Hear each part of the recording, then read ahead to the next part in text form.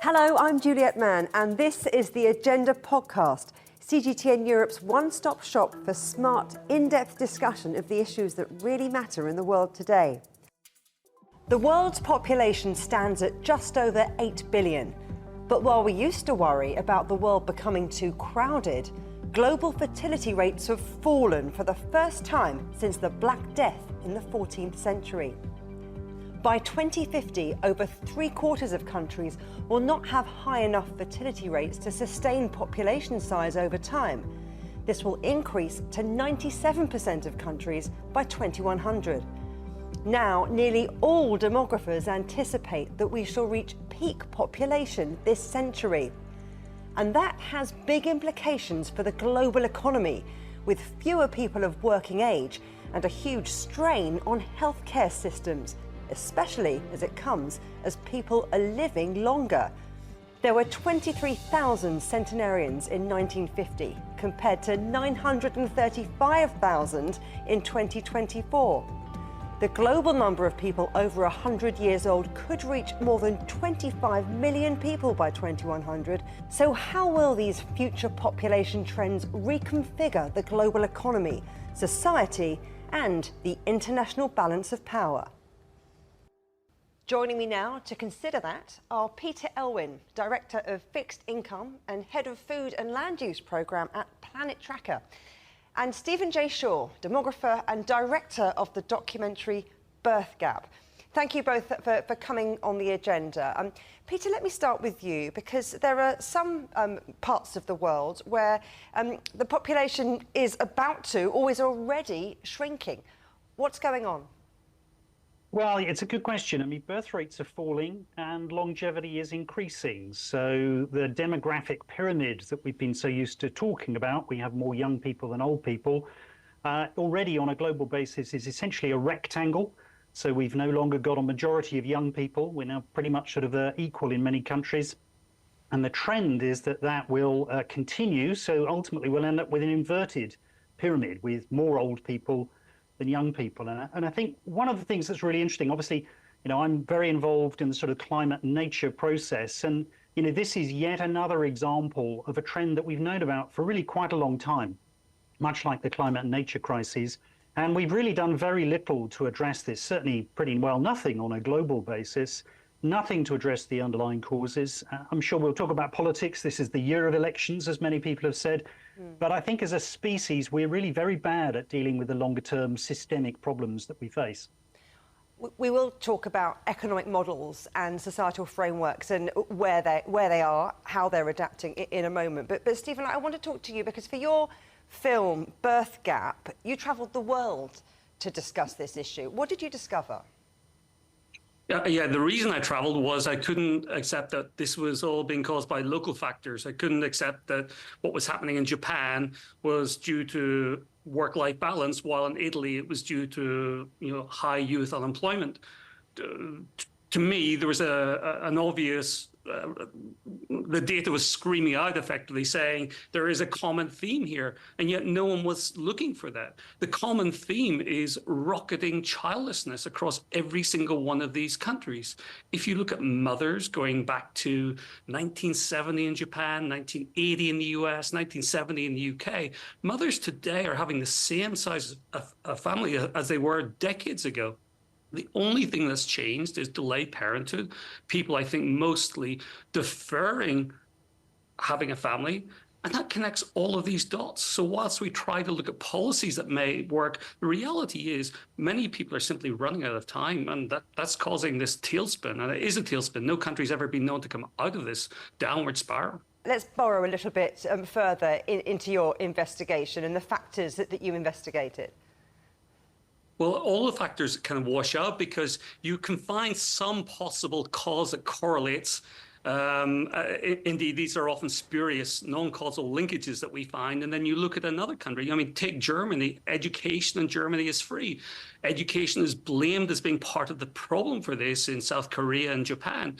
You know, taking long paternity leave is blamed in Japan, where I'm based. But you look at Denmark, and People in Denmark get 1 year off. So the reality, again, comes down to data and the trends. And one other fact I should put on the table, from large-scale surveys and my own research, somewhere between 90 and 95% of women, we've got so much data on women, I'm sure it's men too, mostly, 90 to 95% of women either have a child or want a child during their fertile years. So the vast majority of people are in some way trying to, I think, juggle their lives to get on with the education that we've, as a society, told them to study hard and get as far along that path as you can and then get established in your career. Those are all great things, and I wouldn't want to see us going back in those things.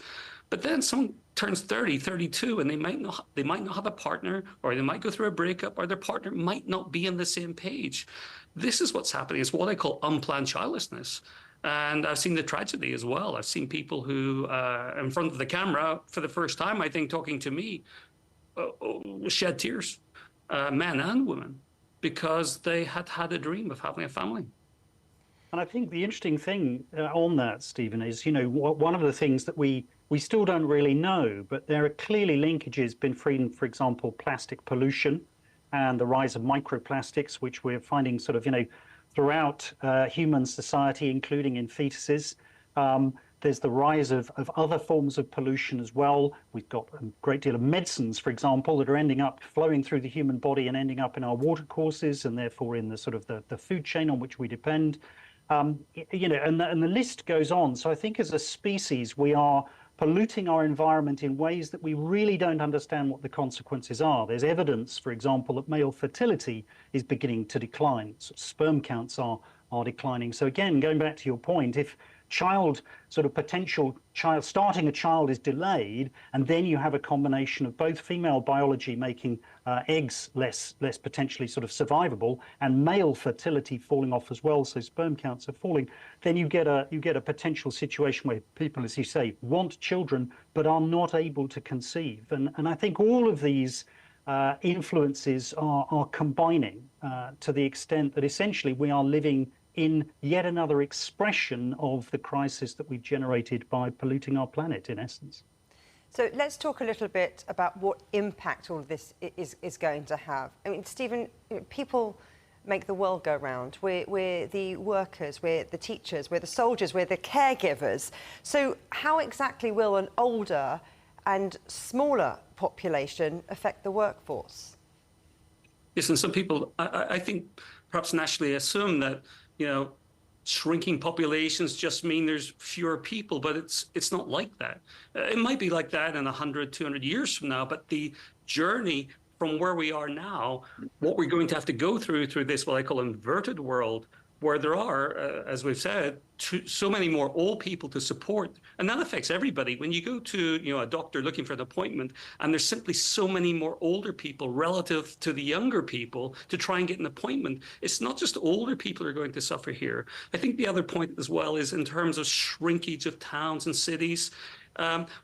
People like living on top of each other generally. It seems to be that we like urbanization everywhere. And I think what will happen is younger, more affluent people will migrate to cities and towns that are vibrant, or indeed countries that are vibrant. And what will be left behind is a patchwork quilt of decaying cities and towns and villages where there's going to be, frankly, a lot of very lonely people. I've seen it. I've interviewed some of these people already in rural Japan, and you see it in their eyes. They're just decimated by the collapse of community. We're losing community here, as well as all the financial implications of that.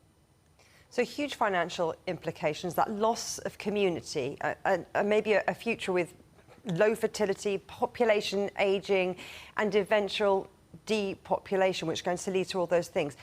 Peter, how is that going to increase pressure on already squeezed health systems? And is anything being done anywhere to mitigate that?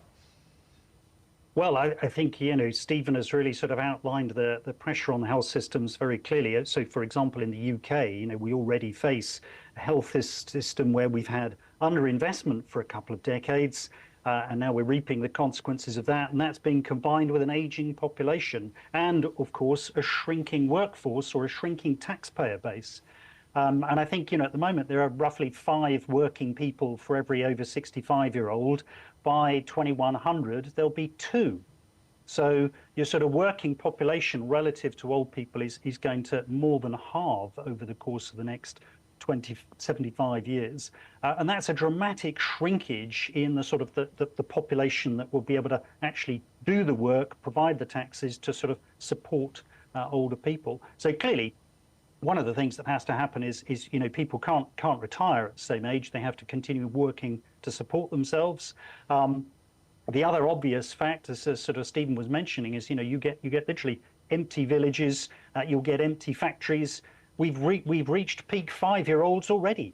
So the writing is on the wall for elementary schools and for elementary school teachers. There will literally be far fewer 5 to 10-year-olds over the next 10 years than there have been in the past.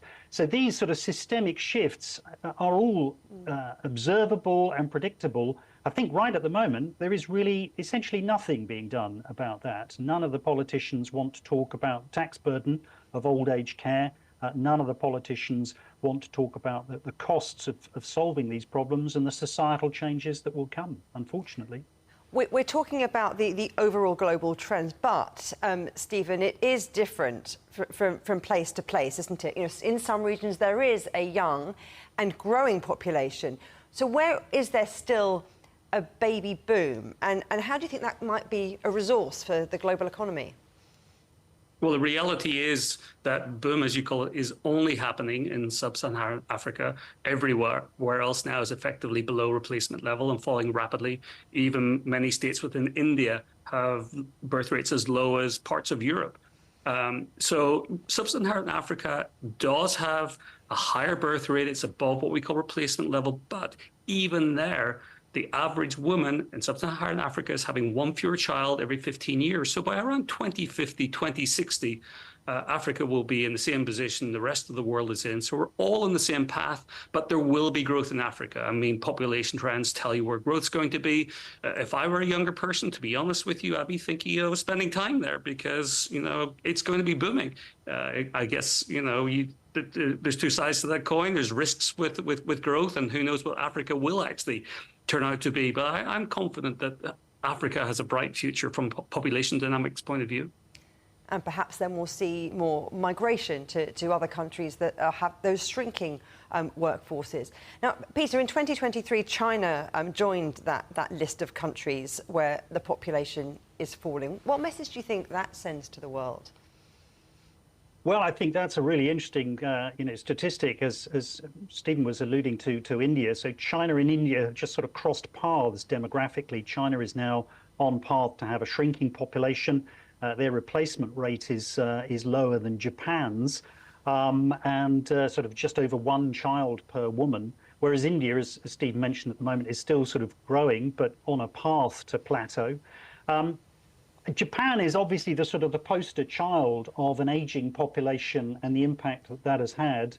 China illustrates very strongly the effect that a one-child policy has had. And the interesting thing is that started in, I think it was 79, stopped in about 2015, but the effect is still continuing. Culturally, there's been a shift away from having lots of people having lots of children. There are now many more people not having children in China. And again, I think it's just an illustration of the fact that we make decisions to do things or not to do things, often not to do things because they're easy, and those decisions build up over time. So the effect that we're seeing playing out in China is the effect of decisions made 20, 30, 40 years ago that are now playing out. The effects were always obvious, but going back to the point I was making earlier, they weren't dealt with at the time, and now the consequences are being suffered. So I think China really is going to be a poster child for the trends that are coming down the track for many other countries. Stephen, let me bring you in on this, because even as the world gets older, we have the same economic models, we have the same societal, social safety nets. What are the consequences of failing to adapt and rethink? Well, you're absolutely right. And I will add to that, when I did my MBA, 30 years ago, all you were taught about was growth models. And I believe it's the same today. Growth is going to become a thing of the past. It's going to be about managed decline. Which companies, investments, governments, nations, cities, towns can best manage the decline they're going through. There'll be opportunities in this for some, I'm sure. But the reality is the models that have worked in the past successfully have all in some way, directly or indirectly, benefited from increasing populations. Whether we like increasing populations or not, the world as it is today, and you can go through almost every ideology across the planet, it's not specific to the West or the East, we've all benefited economically from growth. Those days are over, and we need to start thinking rapidly about how to move into this new era of managed decline. Peter, you've already said it, we're in the middle of the biggest election year in history, and I'm wondering whether a more evergreen agenda is actually a vote winner, or if anyone is prioritising the longevity economy. The longevity economy, the sort of concept that we need to focus on sort of, doing old age well, I think that's very important. I think for me, the green sort of agenda and a greening of the economy is actually essential for the longevity economy. If you think about what will happen if we don't address the climate crisis, for example, we'll end up with significant extreme heat days. That's very bad for old people. It's pretty bad for young people as well, but it tends to get off older people first. We'll face rising sea levels. We'll face all sorts of food system crises and so on and so forth. So I think to really sort of empower ourselves and equip ourselves for a world in which there are many more older people and fewer younger ones, we actually need to address the climate crisis and the nature crisis now and use that as the base for really trying to design a world in which we're focused on sort of equitable growth of well-being rather than simple growth of consumption. And I think the other risk is that people often say, oh, well, at the moment, the problem with the planet is there are too many people. If we had fewer people, the planet would be better off, and so would the rest of humanity, the ones that remain, as it were. That's a pretty sort of superficial analysis, because the challenge is not really how many people there are, but how they behave.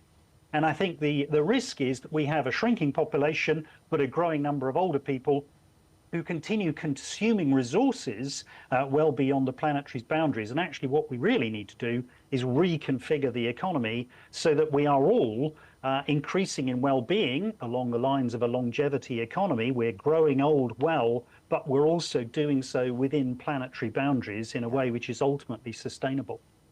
Peter Elwin, Stephen J. Shaw, thank you both very much. Pleasure. Thank you. Before the break, we heard about the economic downsides of a falling and ageing population.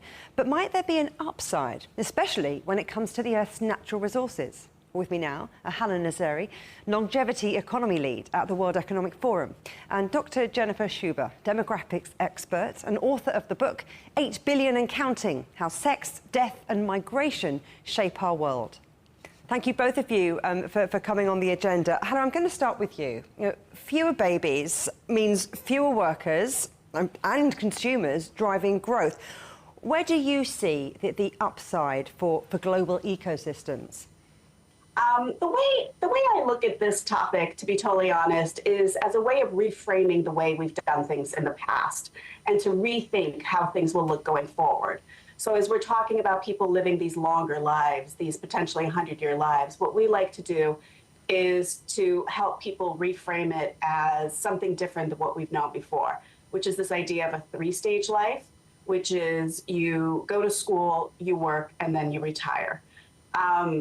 That kind of part of life is from a previous time zone at this point. Going forward, we need to think about a multi-stage life. And what that means is, you go to school and then you'll go to work and perhaps you'll take some time off. And perhaps it's to have a baby, perhaps it's to upskill, perhaps you don't mean it, you've turned into a caregiver, and then you go back into work. So the way that we like to think about this longer life isn't necessarily, is it what it looks like, is just this is happening, people are living longer, how are we gonna adapt to it? How are workers going to adapt to it, how are individuals going to adapt to it, and how can the public sector adapt to it? So you're thinking of it there really as a real shift in mindset that needs to happen. I mean, yeah, mindset, exactly. I mean, Jennifer, why do you think that a future with fewer people is maybe an opportunity rather than a big challenge? Well, it's a challenge if we decide to act like we're still living in another world, as Haleh said, and it's an opportunity if we do open our minds to that. As a student of population history, when you look back, even to very recent times, you see that policymakers and those in power worked so hard to get fertility rates down and to stop population growth from happening. So when their wishes came fulfilled, now all of a sudden they are panicked about wanting to raise that. And I think that is a mindset issue, and it's also a structural issue. It's a mindset issue in the sense that they're never satisfied. And I always think of it like Goldilocks with her bowl of porridge. You know, it takes her a minute before she gets there. It's too hot and then it's too cold. And I think right now we've gone from too hot to too cold and not really understanding that there may not be such a thing as just right. We're chasing some elusive sweet spot that you're never going to actually get because it's just theoretical. And that sweet spot tends to be this replacement level fertility rate. It's also a structural issue because if we leave all of our structures exactly as they looked when we were in an era of what seemed to be infinite population growth, then of course there will be challenges. So we have to adjust. What about gender equality, Jennifer? I'm wondering if we could maybe interpret lower birth rates as a signal of an increase in that. Well, it depends on what level, because I, for a long time, thought a lot like you did. And in the last 2 years, I've started to change my thinking. So for the most part, when we think about the shift from very high fertility rates, 5, 6, 7 children per woman, to low replacement level or just under replacement level, we know that that's because women have increasing opportunities to get work outside the home, that they are better educated, and that they have more rights and freely available family planning and so on. But when we're starting to see these shifts to very low fertility rates, and this we're thinking about 1 child per woman on average, or in South Korea, 0.6 or 0.7. In Seoul, it's 0.55 children born per woman. I actually wonder if that is not an indicator of a lack of progress in gender equality. And in fact, South Korean feminists will tell you that they are increasingly opting out of this system of marriage and the norms that are reflected all throughout society that do not favor women and allow them flexibility, allow them that kind of equality. So it's an answer that is both yes and no. There are 3 main factors that we look at, which we call the 3 kind of strikes against women. 1, women live longer than men. We live on average 5 years longer, so we have to save over a longer period of time.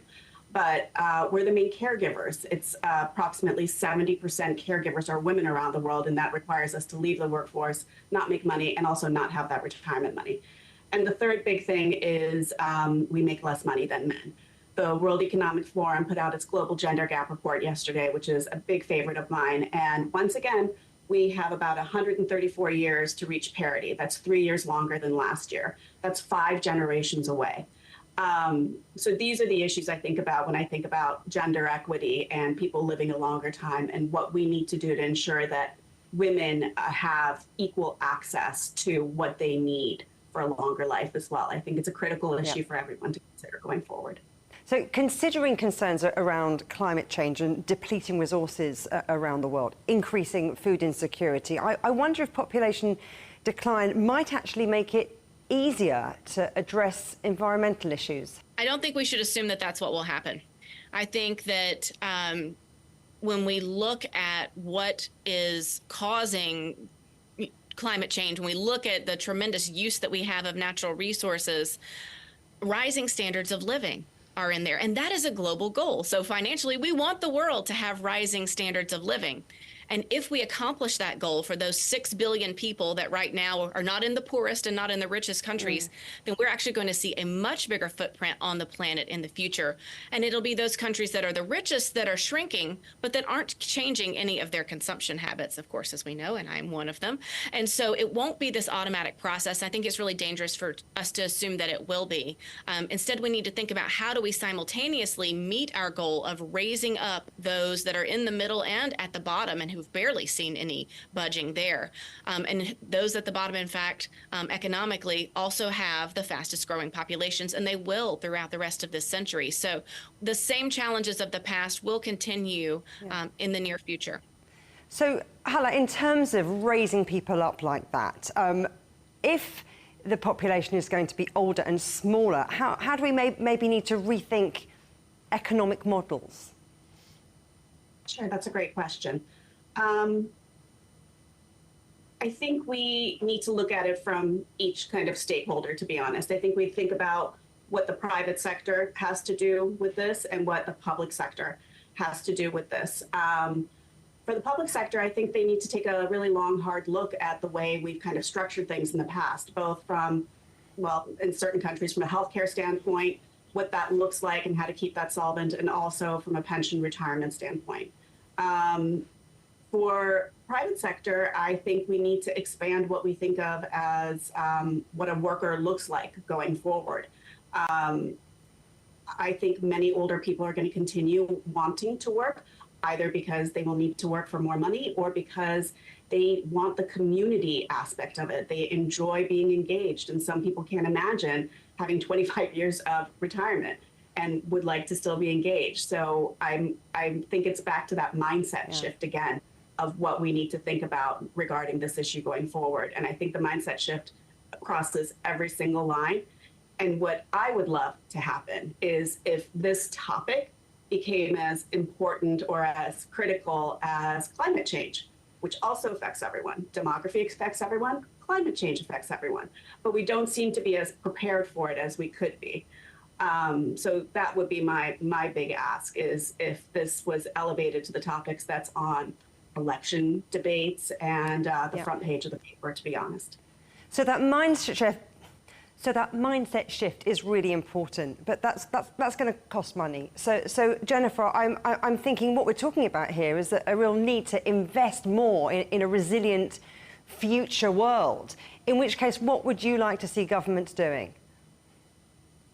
I would first like to see them stop just trying to raise fertility rates. Right now, that has been basically the only approach that low fertility, rapidly aging countries around the world have had. They just say, oh no, how can we stop this from happening? Well, demography is really just math. It's already happening. And even if those rates go up now, this is the issue that we will face for the rest of my life, certainly. So they need to stop focusing on that. And instead, they need to start thinking about reforms like more flexibility in the workplace. I think this has come out with what Haleh has said as a thread throughout everything she said. Flexibility in our own mindsets, of course, which the government cannot change our own mindsets, but they can enable those mindsets. Still, in a lot of countries, there's mandatory retirement. There's tremendous age discrimination. So older workers, even if they want to work, they cannot come on board. We also even have it doesn't sound like a very sexy topic, but like housing reforms matter. So I travel all around the U.S. and try to think about resilience for aging, and zoning laws will come up. Some townships will not allow multi-generational housing. Well, it's hard to have resilience. It's hard to have a solid care structure in place if you don't have those types of zoning laws. So we can think all the way down to the local level about resilience, and it's not all done at the national level. Jennifer Sciubba, Haleh Nazeri, thank you both so very much. Thank you. Thank you. Remember, you can subscribe to this podcast on iTunes, Stitcher, Spotify, or wherever you get your podcasts. You can also find more agenda content on CGTN Europe's Facebook, Twitter, Instagram, Telegram, and YouTube channels. Until next time, goodbye.